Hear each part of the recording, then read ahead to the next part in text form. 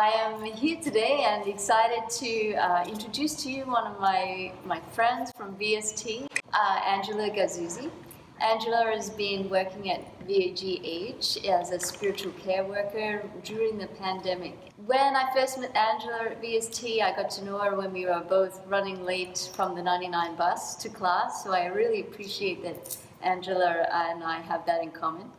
But what struck me about Angela in class was the courage that she had to follow God's call. So what I remember about Angela's project was that I was willing to teach Christian education, and Angela was willing to go to the downtown east side and sweep up hair at hairdressers for people who needed free haircuts because they couldn't afford it. And Angela would go with a group of people on the streets to speak with homeless people. So thank you for joining us, Angela. We appreciate your time.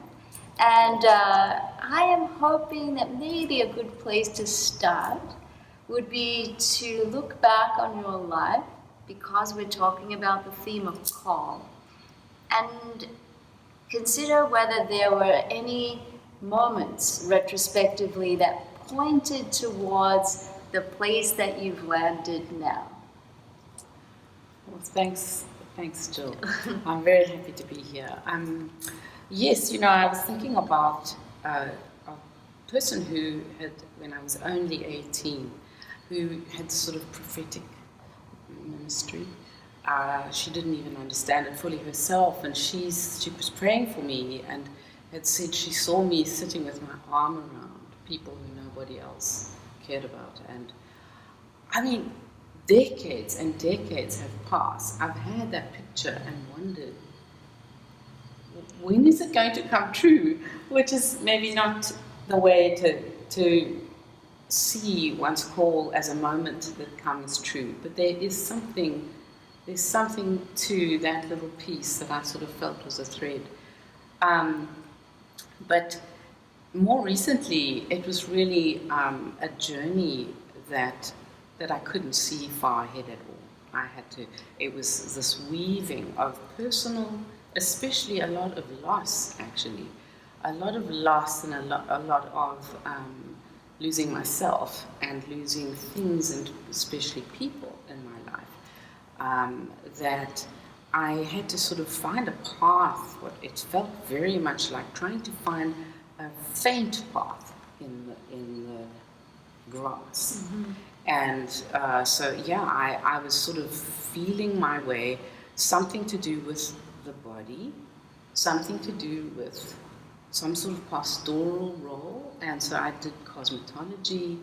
I thought I could do hair. I could just be in a pastoral conversation with people offering spiritual care, which I didn't even have a term like that.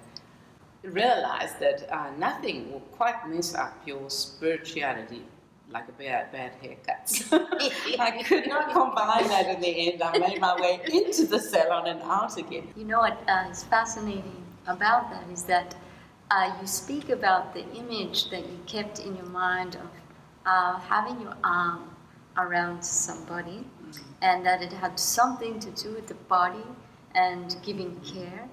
But the moment you are in now is a type of care with no touch, with no, especially now. And when the pandemic broke out, I immediately thought, with my nursing background, I don't want to be there. I was scared and anxious. So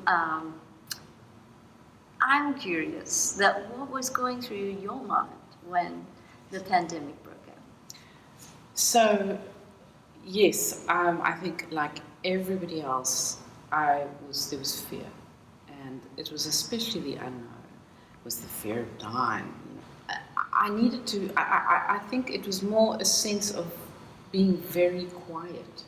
When there was this fear, and then there was this deep quiet, and I think we were all in it. What is happening? Was it a sense of call to be there, or just a call to hold this space? Yes, I was being called because just about as this all began, I was offered to come and do spiritual care at the hospital, and so I just felt that silence was so loud. You know, what do I do?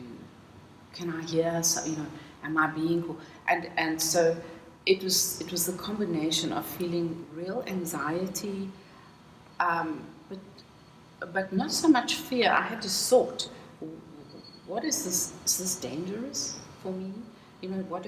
And then I went to my people. I went to my family, and I spoke with them, and it was very much also in that conversation that helped me to clarify. And in the end, it was honestly, it felt like I've been waiting for this all my life. It was this moment. Today, for Angela, I asked her, is there a passage that speaks to this work that you've been doing over the last 3 months? And the passage that you came up with was Daniel with Shadrach, Meshach, and Abednego in the fire, which you were in the fire. I think most of us were in our homes, tucked away. So is there a story behind that passage that you came up with? That was amazing, actually, because I had a couple of conversations with people who had been in the ICU with COVID, and they had recovered, and there I was in my very first, I remember very vividly talking to the first COVID patient. A month later, I spoke to somebody else with almost the same sort of journey that had spent a lot of time in the ICU. This picture came to me while I was walking between the hospital and the office one day. And it was because of the way both those people had talked about being in the ICU. They felt like the language was like being in a war. They were in this place that they couldn't leave, that they were kind of in this closed place, and they had this virus that had to be kept under lock and key. So they were dying, and the way that they talked, that experiencing these teams of people come rushing in when they were feeling they were going again to die. They repeatedly felt as if they were going to, today was going to be it. Today, but I'm not going to make it. And having this experience of people rushing in, urgency that will come as those teams will descend on this, and a whole bunch of stuff has to happen really fast.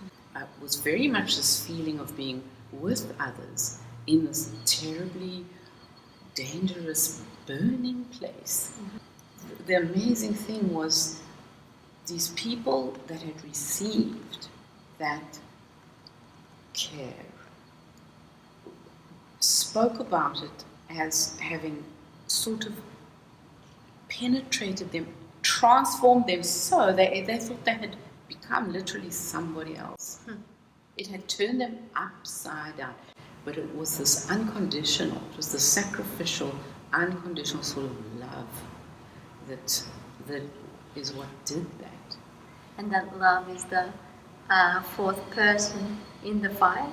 Yes. So that there was so easy to make those parallels, and yes, and I thought about that too, just the way that spiritual care, rushes in. The idea of presence. Mm-hmm. This is a very key piece of how we understand our role, is to be a presence, mm-hmm. the not alone. Mm-hmm.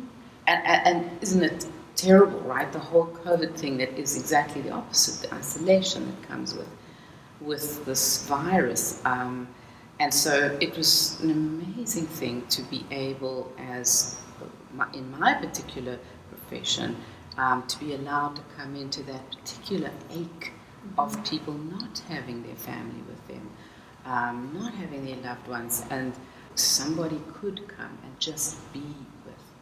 Because we do not, the spiritual care person does not walk in with medication or, a fantastic, oh my goodness, machine to clean your kidneys. I mean, such wonderful tools. We just walk in.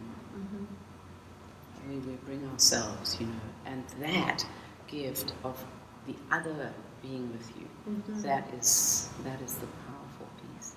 It's very obvious to me, Angela, how much you love your work.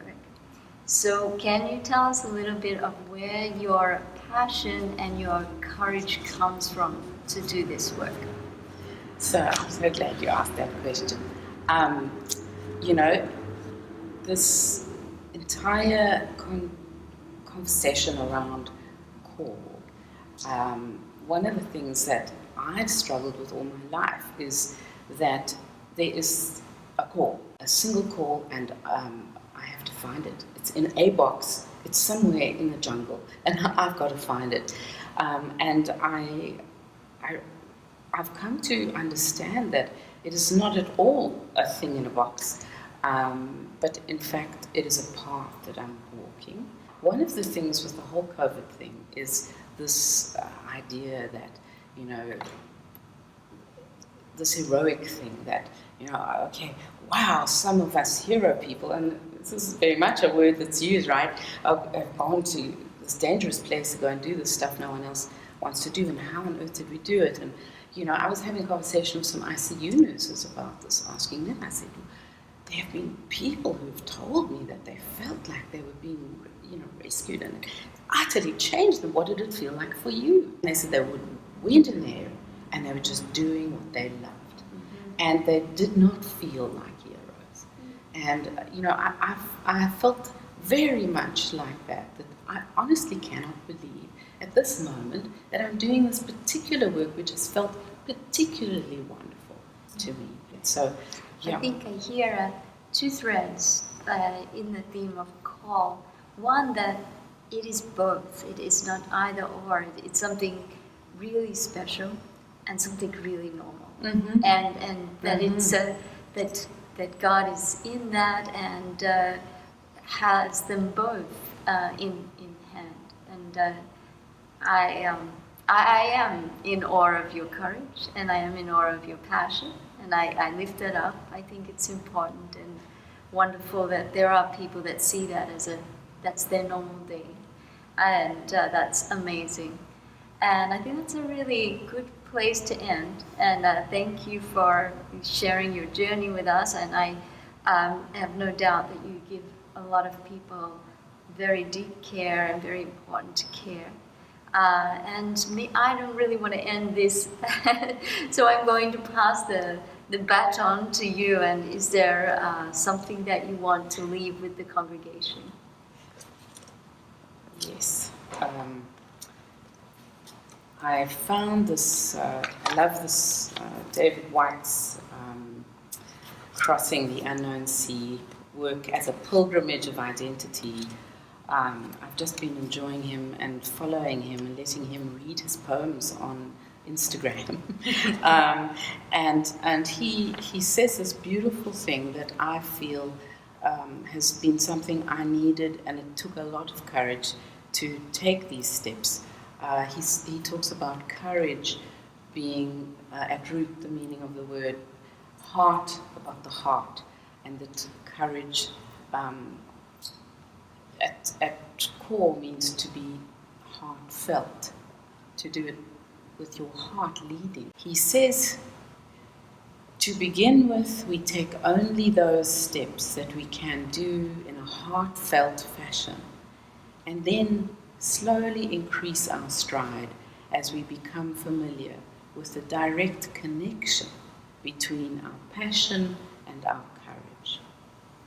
Without some kind of fire at the center of the conversation within ourselves, life just becomes another strategic game plan. So, thank you, Thank you Thank so you. much for facilitating this conversation. It's been such fun. Yeah, Thank for you me so too. much, Jill.